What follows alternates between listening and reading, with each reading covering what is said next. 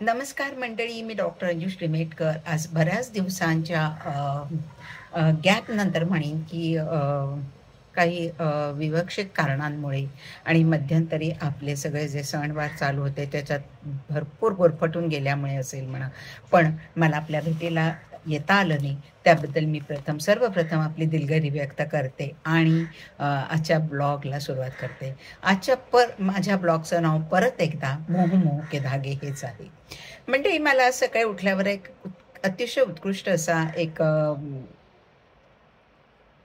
Good मॉर्निंगचा message आला होता की नमस्कार मंडळी, आणि आपल्या आपल्या आपल्या माणसांसाठी म्हणून हा पाठवलेला मेसेज होता. आणि तो खूप सुंदर होता की चिकूचं बी फळात राहू नये. चिकू पक्व झाला की ते अलगद, म्हणजे कुठल्याही प्रकारचा त्याला गर न लागता ते अलगद बाहेर पडतं, अगदी स्वच्छपणाने बाहेर पडते. पण आंब्याची कोय मात्र आंब्याच्या रसात इतकी गुरफटून गेलेली असते की फळ पिकलं तरी रसातून ती काही अलग होत नाही, ती अशी घट्ट धरून ठेवते रसाला. आणि परिणाम काय होतो मग मग लोक तिला पिळून पिळून किंवा चोखल्याशिवाय बाहेर फेकत नाही. आणि म्हणून कसं चिकूच्या बीसारखं माणसाने संसारात राहिलं पाहिजे की योग्य मोहजालात सगळ्या मोहजालात राहायचं आपण, पण योग्य वेळी करकरीतपणे आपल्याला या सगळ्यातून बाहेर पडता आलं पाहिजे. आणि ही जीवनाची खरी खुबी आहे मंडळी. कोळीसारखं मायारूपी या संसारात आपण जर गुरफटून राहाल तर लोक मात्र आपलं पिळून चोथा करून अगदी चोखून फेकल्याशिवाय आपल्याला राहणार नाहीत. आणि तसं होण्याच्या आधीच आपण सावध होणं खूप गरजेचं आहे. आणि हा मेसेज होता आपल्या आपुलकीच्या माणसांसाठी. आणि मग मंडळी, माझ्या उर्मी काही मला राहू देईनात. माझं जे मन आहे ते सतत आत्तापर्यंत ह्याच गोष्टीचा विचार करत होते की आपण या गोष्टीवर बोललं पाहिजे. आणि खरं तितकीच महत्त्वाची गोष्ट आहे की आपण जेव्हा जन्माला येतो, आपल्या या पृथ्वीतलावर येतो आणि आपण आपल्या एकेका गोष्टींमध्ये आपल्या एकेका ह्याच्यात इतकं गुरफटून गेलेलं असतो ना की हे सगळं मायावी आहे, खोटं आहे, हे सगळं एक ना एक दिवस आपल्याला सोडून जायचं आहे.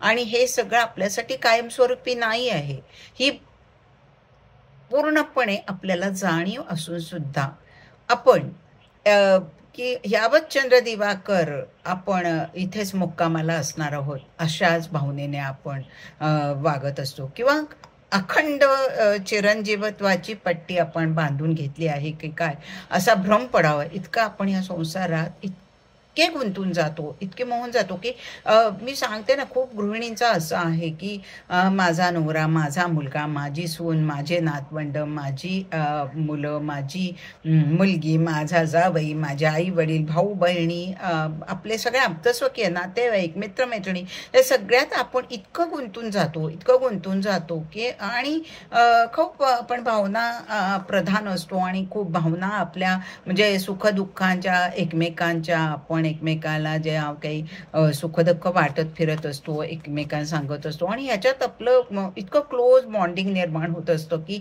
आपण खूप त्याच्यात मर्ज होऊन जातो म्हणूयात, की खूप आपण इतकं त्याच्यात एकत्रित होऊन जातो ना मंडळी की त्याच्यातून बाहेर पडणं त्या आंब्याच्या कोळीसारखं खरंच खूप अवघड होऊन जातं. एखाद्या गृहिणीचंच बघा ना, जे गृहिणी असते ना ती तिच्या किचनशी इतकी एकनिष्ठ एकरूप झालेली असते ना वेड्यासारखी, की साधा एखादा पोहे खायचा चमचा एखादी दिवस तिच्या दृष्टीआड झाला किंवा एखादी छोटीशी पातेली, झाकणी, वाटी तिला जर दिसली नाही तर ती इतकी सैरभैर होते की ती वाटी सापडेपर्यंत, तो चमचा सापडेपर्यंत तिचं काही लक्ष लागत नाही. तो शोधून काढल्यावर तिचा जीव भांड्यात पडतो आणि हायसं वाटतं तिला. तसंच आपण आपल्या काही वस्तूंमध्ये, आपल्या काही कपड्यांमध्ये, आपल्या आवडतीच्या गोष्टींमध्ये इतकं इतकं इतकं एकरूप होऊन जातो ना मंडळी की आपल्याला ती गोष्ट आपल्या सोडवत नाही. पण ना मंडळी, खरं तर आपल्या सगळ्यांना हे सगळं माहिती आहे की ही सगळी दुनिया मायावी आहे, खोटं आहे, हे जग सगळं खोटं आहे. आणि इल्युजन आहे. खोटं म्हणण्यापेक्षा आपण म्हणू इल्युजन आहे, तो एक भ्रम आहे जग. म्हणजे की आता आपल्या भोवती इतकी लोक आहेत, इतके चांगले लोक आहेत, आपण त्यांच्यामध्ये आहोत, त्याचा आनंद उपभोगा, जरूर उपभोगा. पण कुणाशी इतकंही अटॅच राहू नका की त्याच्या नसण्यामुळे किंवा त्याच्या जाण्यामुळे किंवा त्याच्या अनुपस्थितीमुळे आपण हवालदिल होऊ, आपल्याला वाईट वाटेल, आपल्याला दुःख होईल. इतकंही आपण किंवा आपल्याही अस्तित्व असंही असू द्या की पाणी तेरा रंग कैसा जिसमें मिला वैसा. जिथे तुम्ही गेलाय तिथे अगदी त्याचा आनंद घ्या, उपभोगा, पण नंतर तुम्ही त्या गोष्टीला सोडून द्यायला शिका. मग तो मान अभिमान असेल, अपमान असेल, सुख असेल, दुःख असेल, कुठलीही गोष्ट असेल ना, तर तुम्ही ती सोडून द्यायला आणि त्याच्यातून इतकं मर्ज होऊन नाही राहायचं की जेणेकरून आपल्याला त्या गोष्टींचा नंतर त्रास होईल. इतकं तर माणसाने स्वतःला अलिप्त ठेवण्याचा थोडंसं म्हणजे आपण म्हणूया का की एकत्र असून सुद्धा आपण थोडंसं विरक्तीकडे पण झुकणं गरजेचं असतं. यासाठी मी आज तुम्हाला 2 उदाहरणं संत तुकाराम महाराजांचा एक छान अभंग आहे, तो मी तुम्हाला सांगणार आहे. पक्षी अंगणी उतरती ते का गुंतोनी राहती, पक्षी अंगणी उतरती ते का गुंतोनी राहती, तैसे असावे संसारी जोवरी प्राचीनाची दोरी, तैसे असावे संसारी जोवरी प्राचीनाची दोरी.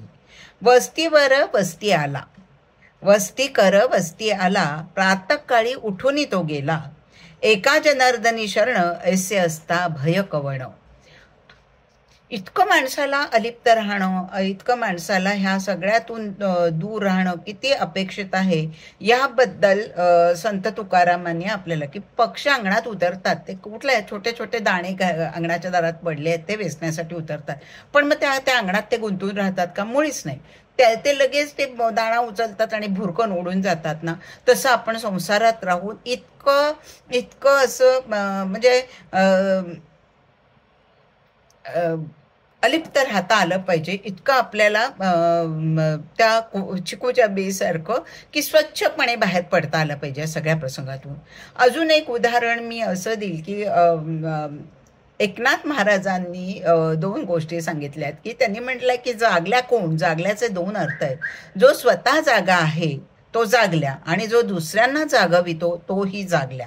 जो स्वतः जागा राहून दुसऱ्यांनाही जागवतो तोच खरा पारमार्थिक जागल्या असतो. एकनाथ महाराज सांगतात की मी जागला आहे, संपूर्ण गाव झोपलेला आहे पण मी जागा आहे. हुशार या शब्दाचा अर्थ बुद्धिमान असा आता जरी करीत असले तरी त्याचा जुन्या काळात सावध किंवा सावधान म्हणजे एखाद्या व्यक्ती हुशार आहे आपण जेव्हा म्हणतो आपण त्याला बुद्धिमान म्हणतो, पण खरं जुन्या काळात त्याचा अर्थ होता की ही व्यक्ती खूप सावध आहे, सावधान आहे. आणि जुन्या काळात जागता पहारा देणारा पहाराकरी पहारा हुशार अशीच दुसऱ्या पहारेकऱ्याला तो हाळी द्यायचा, हे आपल्याला माहिती आहे. या मायामय संसाराच्या मोहात आपण इतकं गुंतून जातो आणि या इल्युजनमध्ये, या भ्रमात आपण इतकं अडकलो जातो, त्यामुळे आपण जागे असलो ना तरी झोपल्यासारखेच आहोत. खरं तर आपण झोपल्यासारखे आहोत. आपल्या मानवजन्माचे सार्थक कसं होईल आणि त्याची सोय कशी करावी लागेल कोणाच्याही मनात आपल्या हे येत नाही की मी कशासाठी जन्माला आलो, माझा जन्म को हम, हे आपल्याला शोधून काढायला पाहिजे की मी कोण आहे, कशासाठी माझा जन्म झाला आणि मला काय काम दिलंय. परवा हे जोपर्यंत तुम्ही शोधून काढत नाही ना तोपर्यंत आपल्या जन्माचं खरं सार्थक नाहीये आणि तोपर्यंत आपल्या जन्माची सोय तर ह्याची जी सोय करावी हे आपल्याला कुणाला कळत नाही. कितकं आपण आपल्या अवतीभोवतीच्या गोष्टीत गुंतलेलो असतो. ही सोय कुठली तर सद्गुरू वाचूने सापडेना सोय, की सद्गुरू शिवाय कुठलीही सोय मिळत नाही मंडळी. मीची जागतो गाव निजला सारा, कोणी हुशार नाही तर घरा, अवघे निजले भ्रमले संसारा, काहीतरी पुढीलाची सोय धरा. नाथ महाराज येथे जागल्याचे कर्तव्य उलगडून दाखवत आहेत. नको नको मना गुंतू माया जळी, काळ आला जवळी ग्रासावया. तर मंडळी हे लक्षात ठेवा की आपल्याला हकार देऊन संत सांगतायत की प्रापंचिक जीवांना ते सावधान करतायत की अरे बाबा इतकाही तू गुंतून जाऊ नकोस, इतकाही त्याच्यात मर्ज होऊ नकोस संसारामध्ये की आपल्याला कळीकाळाचं भान नाही उरत की काळ इतका जवळ येत चालला आहे आणि आपण मात्र अजून त्याच्यातच अडकून पडलेलो आहोत. पण सावधान लोक होत नाहीत. मुक्ता होती परिबळे झाला बद्ध घेऊन या छंद माझे माझे. माणसाला मी आणि माझं या गोष्टींचा इतका गर्व असतो, इतका आपण त्याच्यात हे असतो की त्यातून कोणीही दुर्जनही सुटत नाहीत आणि सज्जनही सुटत नाहीत. काजी मरे मुल्ला मरे मर गए पंडित जोशी. काजी मरे मुल्ला मरे मर गए पंडित जोशी, इससे कोई नहीं बच पाया बुरी काल की फासी. हे जाणत नसल्यामुळे अहंकाराने हा जीव ह्या संसारात बद्ध होऊन जातो आणि त्याचा खरा घात होतो. मी जागोनी जागवतो लोका, निजेने व्यापिले काळ ग्रासील देखा. यासी कोठवर मारू तरी हाका, कैसे भुलले म्हणती माझे माझे देखा. मनुष्य जेव्हा गाढ झोपेत असतो ना तेव्हा चोर येतो, तो त्याच्या घरात चोरी करतो, घाला घालतो आणि मध्यरात्रीनंतर झोपेचा अंमल सर्व जगावर इतका पसरलेला असतो की आपण मस्तपणे ताणून दिलेले असते. तर गृहस्थाश्रमी जीव सर्व काही आपणच करीत आहोत असा आवडतो आणि परमेश्वराला विसरून जातो. आपण गृहस्थाश्रमात वावरत असताना आपल्याला वाटतो की हो मीच करता आहे, मीच हे सगळं केलंय, माझं घर, माझा संसार, माझी मुलं, हे जे माझेपण आहे, हा जो गर्व आहे ना, हे सगळं ह्याच्यातून ह्या गृहस्थाश्रमाच्या आपण जे वावरत असतो तिथे हे माझेपण येतं आणि मग परमेश्वराला आपण विसरून जातो. आणि मग एका नाजूक क्षणी असा काळाचा हल्ला होतो आणि सर्व गाठोडे घेऊन तो चोर पसार होतो. मग हा असा अर्ध्या वाटेवरचा घात होत असताना मग आपली फार दयनीय असतात. आणि म्हणूनच आपण कसं आहे, नेहमी जागरूक असणं, संसारात राहूनही संसारापासून अलिप्त असणं. जागरूक असणं म्हणजे अर्थी इथे असं आहे की जागरूक म्हणजे सतत जागे राहा असं नाहीये, पण तुम्ही सावध राहा.